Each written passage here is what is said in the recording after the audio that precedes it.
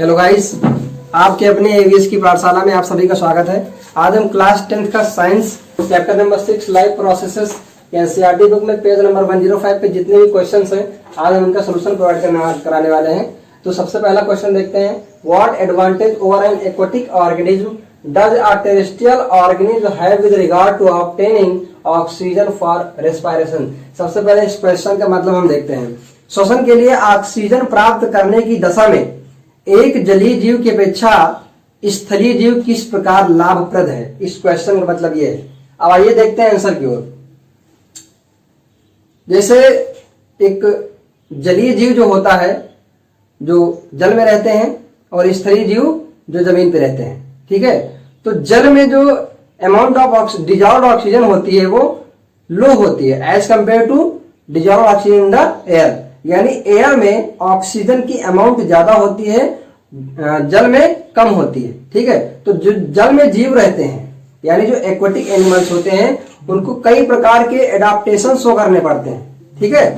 जो स्थल में रहते हैं यानी जो जमीन पे रहते हैं उनको जो है एडाप्टेशन की जरूरत नहीं पड़ती है। जैसे मान लीजिए आप हैं, अगर आपको थोड़ी देर जमीन पे खड़ा कर दिया जाए तो आपको सांस लेने में कोई दिक्कत नहीं होगी, आप आसानी से जो है सांस ले पाएंगे और जिससे आपकी जो रेस्पिरेशन प्रोसेस है वो चलेगी अच्छे सुचारू रूप से। लेकिन अगर आपको पानी में डाल दिया जाए तो वहां पर आपको प्रॉब्लम होगी। इसलिए जब हम पानी में जाते हैं तो हम एक सिलेंडर ऑक्सीजन सिलेंडर लेके जाते हैं, ठीक है। तो यहां भी इस क्वेश्चन मतलब समझ सकते हो, says the amount of dissolved oxygen is fairly low compared to amount of oxygen in the air. The rate of breathing in aquatic organism is much faster than that seen in terrestrial organism. Therefore, unlike aquatic animals, terrestrial animals do not have to show various adaptations for better gaseous exchange. Gases exchange के लिए aquatic animals को बहुत सारे adaptations show करने पड़ते हैं, जबकि जो टेरेस्ट्रियल ऑर्गेनिज्म होता है उसको एडाप्टेशन शो नहीं करने पड़ते हैं, ठीक है। आइए हम देखते हैं second question, what are the different way in which glucose is oxidised to provide energy in various organism. इस क्वेश्चन का मतलब क्या है, पहले इस क्वेश्चन का मतलब देखेंगे। यानी ऐसे कितने तरीके हैं जिससे ग्लूकोज ऑक्सीडाइज होता है एनर्जी प्राप्त करने के लिए अलग अलग एनिमल्स में, ठीक है। अब इस क्वेश्चन का आंसर देखते हैं। सबसे पहले अब देखते हैं, जैसे हम मान लीजिए अपना एग्जांपल लेते हैं या आपका एग्जांपल लेते हैं। तो जो हम खाना खाते हैं, द फूड वी ईट, यानी जो हम खाना खाते हैं वो हमारे डाइजेस्टिव सिस्टम में जाता है, ठीक है। और उसको ब्रोकन किया जाता है, उसका जो एंड प्रोडक्ट बनता है वो बनता है ग्लूकोज। अब ग्लूकोज हमारे आता है सेल में, कहा जाता है सेल में।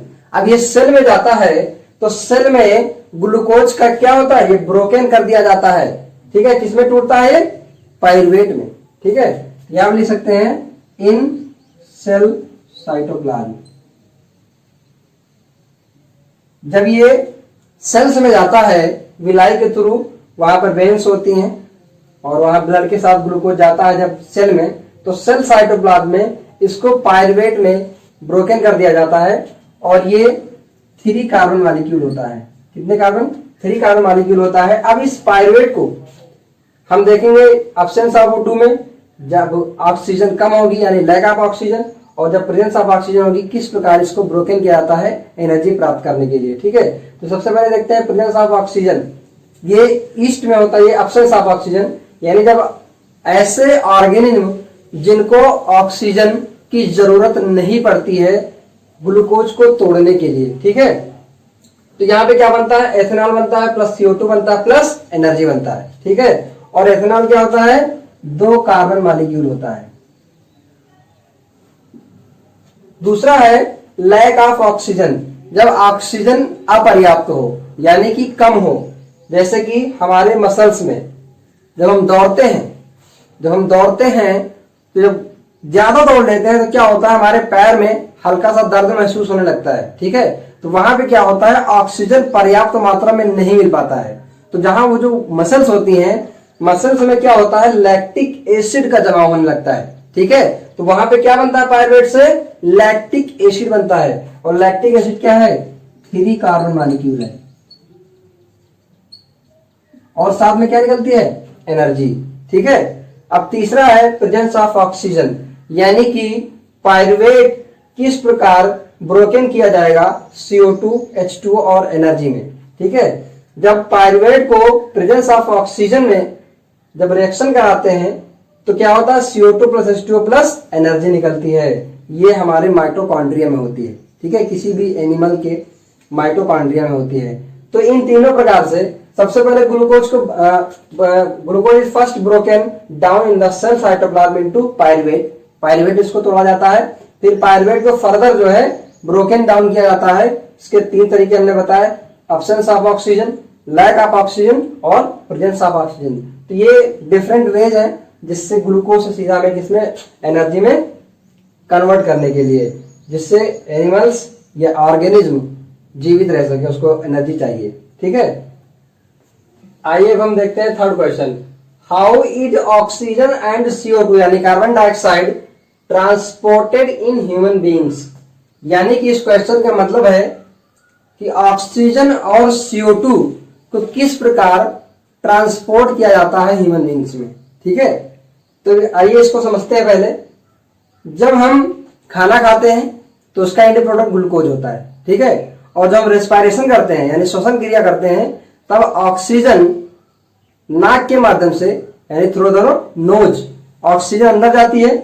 तो ऑक्सीजन और ग्लूकोज, ग्लूकोज का क्या होता है, ऑक्सीडेशन होता है। तो इस क्वेश्चन में ये पूछ रहे हैं कि हमारे बॉडी में सेल्स तक O2 यानी ऑक्सीजन कैसे आता है और CO2 जब ऑक्सीडेशन हो जाता है ग्लूकोज का तो वहां से CO2 किस प्रकार हमारे नाक के बाहर आता है, ठीक है। तो हमारे ब्लड में एक पिगमेंट पाया जाता है जिसे कहते हैं हीमोग्लोबिन, ठीक है। और हीमोग्लोबिन को शॉर्टकट में हम लोग HB से डिनोट करते हैं, ठीक है। ये हमारे ब्लड में पाया जाता है जिसकी वजह से जो हमारा ब्लड होता है वो रेड कलर का होता है। तो ये जो हीमोग्लोबिन होता है इसके पास क्षमता होती है कि वो ऑक्सीजन को और कार्बन डाइऑक्साइड को कैच कर लेती है, ठीक है। तो जो जैसे ही हम सांस लेते हैं ऑक्सीजन हमारे लंग्स में जाता है और लंग्स के थ्रू एल्वेलाई यानी इंड में जाता है। तो एल्वेलाई में बहुत सारी वहां वेन्स होती हैं, बहुत सारी आर्टरीज होती हैं, तो वहां पर ब्लड सर्कुलेट होता रहता है। तो जैसे ही एक्सचेंज होता है तो हीमोग्लोबिन जो होता है वो ऑक्सीजन के साथ रिएक्शन करता है, यानी कि हीमोग्लोबिन शॉर्टकट में HB लिखते हैं, HB प्लस O2 ये रिएक्शन करके बनाता है HbO2, यानी कि इसे बोलते हैं ऑक्सी हीमोग्लोबिन।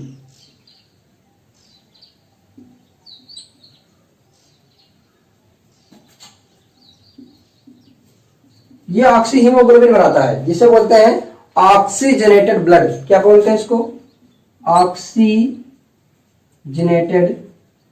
ब्लड। अब ये कहां जाएगा, सेल्स में, और सेल्स में पहले से क्या है, ग्लूकोज है। अब ग्लूकोज का होगा oxidation in the presence of oxygen. अब ग्लूकोज का ऑक्सीडेशन होगा तो उससे हमारे बॉडी को, हमारे सेल्स को एनर्जी मिलेगी और साथ में क्या निकलती है, CO2। जब CO2 निकलती है वहां से तब फिर से जो हीमोग्लोबिन होता है वो फिर से उसी CO2 को कैच करता है और कैच करके सर्कुलेशन के थ्रू फिर एल्वेलाई में लाता है और एल्वेलाई के माध्यम से लंग्स से होता हुआ नाक के बाहर CO2 निकल जाती है। तो इस प्रकार से हमारी बॉडी में ट्रांसपोर्ट होता है ऑक्सीजन और CO2। ये यहाँ पे आंसर लिखा हुआ है, इस आंसर को आप लोग लिख सकते हो। The hemoglobin pigment present in the blood gets attached to O2 to form oxyhemoglobin and blood becomes oxygenated. Then oxygenated blood distributed to all body cells by the heart. With the help of this O2, glucose is oxidized and forms CO2. And this CO2 is taken by the hemoglobin to form deoxygenated blood. This deoxygenated goes to alveoli through this released outside. ठीक है, यहां से क्या होता है, हम CO2 को नाक के माध्यम से बाहर एटमॉस्फेयर में चला जाता है और इस प्रकार से जो है ट्रांसपोर्टेशन होता है O2 और CO2 का ह्यूमन बीइंग्स में। आइए हम देखते हैं question number 4, how are the lungs designed in human beings to maximise the area for exchange of gases. इस क्वेश्चन का मतलब ये है कि जो ह्यूमन बीइंग्स के लंग्स होते हैं वो किस प्रकार डिजाइंड होते हैं जिससे ज्यादा से ज्यादा गैसेस एक्सचेंज हो सके। ठीक है, तो जो लंग्स का स्ट्रक्चर आपने पढ़ा होगा, तो लंग्स के स्ट्रक्चर में देखा होगा कि उसमें बहुत सारी छोटी छोटी, जिन्हें हिंदी में बोलते हैं फुफ्फुस, एल्वोलाई होते हैं, बहुत सारी होती हैं।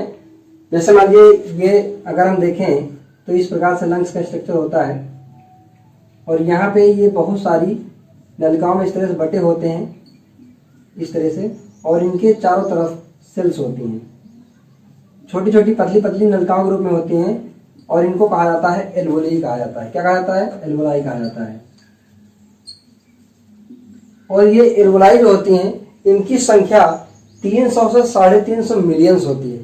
ठीक है, और इसीलिए ये सरफेस एरिया बनाते हैं, और ये ज्यादा ज्यादा सरफेस एरिया बनाते हैं जिससे ज्यादा से ज्यादा रेस्पायरेशन यानी कि एक्सचेंज ऑफ गैसेस हो सके। ठीक है, तो यहाँ पे आप आंसर इसको लिख सकते हैं, alveoli are the site for exchange of gases, यानी एल्वोलाई ऐसी स्ट्रक्चर्स होती हैं जहां से एक्सचेंज ऑफ गैसेस यानी ऑक्सीजन और CO2 का एक्सचेंज होता है। The lungs get filled up with air during the process of inhalation of as ribs are lifted up. जब हम सांस अंदर लेते हैं तो जो हमारी रिब्स होती है, जो पसलियां होती हैं, वो लिफ्टेड यानी ऊपर की ओर बढ़ जाती है। इनका डायफ्राम क्या होता है? बढ़ जाता है। And diaphragm is flattened, diaphragm कैसा होता है? फ्लैट हो जाता है। अभी जैसे हम जब सांस अंदर की ओर लेते हैं तो डायफ्राम फूल जाता है, फ्लैट हो जाता है। ठीक है, the air that is rust inside the lungs फिल्स the numerous alveoli. वहां पे क्या होता है? जब ऑक्सीजन अंदर जाता है तो एल्वोलाई में फिल हो जाता है यानी भर जाता है। प्रेजेंट इन द लंग्स, जो कि लंग्स में होती हैं। Each lung contains 300 to 350 million alveoli, बहुत ज्यादा एल्वोलाई होती हैं, मिलियंस में होती हैं। These numerous alveoli increases the surface area for gaseous exchange। ठीक है, तो इस क्वेश्चन को आप आसानी से याद कर सकते हैं। अगर आपको ये वीडियो पसंद आया हो तो इसे लाइक करें और अपने फ्रेंड्स में ज्यादा से ज्यादा शेयर करें, और हमारे चैनल को सब्सक्राइब करना ना भूलें और बेल आइकन भी हिट कर दें। धन्यवाद।